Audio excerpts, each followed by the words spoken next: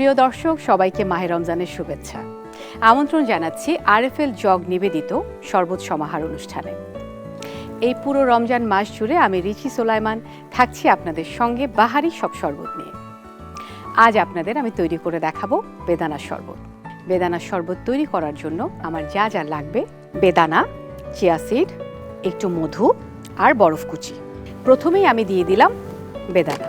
বেদানাতে শরীরে প্রচুর পরিমাণ আয়রন দেয়, আয়োডিন দেয় এবং রক্তশূন্যতা দূর করে। এরপর আমি দিয়ে দিচ্ছি চিয়া সিড, কিন্তু 2 চামচ।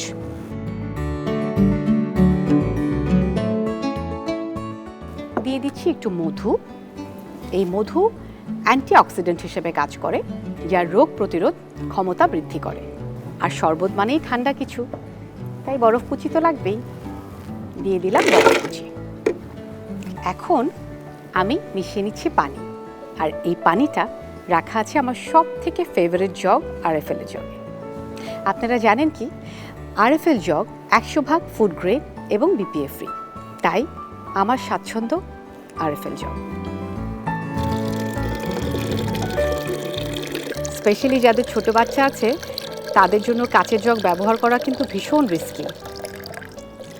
তাই আরএফএল জগ ব্যবহার করলে আমি একদম নিশ্চিন্ত থাকি, কারণ আরএফএল জগ মজবুত, টেকসই এবং আনব্রেকেবল।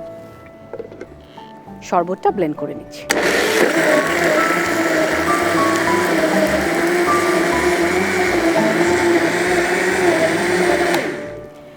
শরবত ব্লেন্ড করা হয়ে গেছে।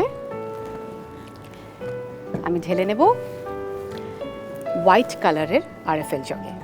এই শরবতের জন্য আমি হোয়াইট কালারটা বেছে নিয়েছি, কারণ এই শরবতে খুব সুন্দর একটা কালার এসছে, যে কালারটা আমার এই হোয়াইট জাগে অনেক সুন্দর দেখা যাবে। আর আরএফএল এ জগের কালার আর ডিজাইনের অপশন বেশ ভালো।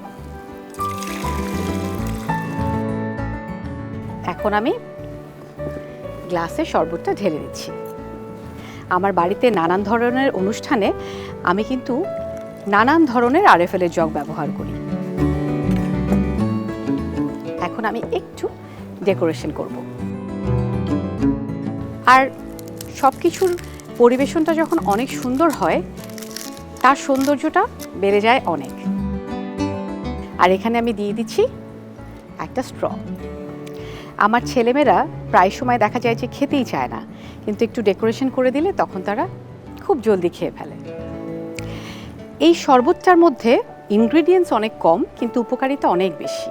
আমরা সবাই জানি যে বেদানা আমাদের শরীরের জন্য কতটা উপকারী এবং রক্তশূন্যতা দূর করে, অ্যান্টি অক্সিডেন্ট হিসেবে কাজ করে, সাথে চিয়া সিড আর হানি তো আছেই।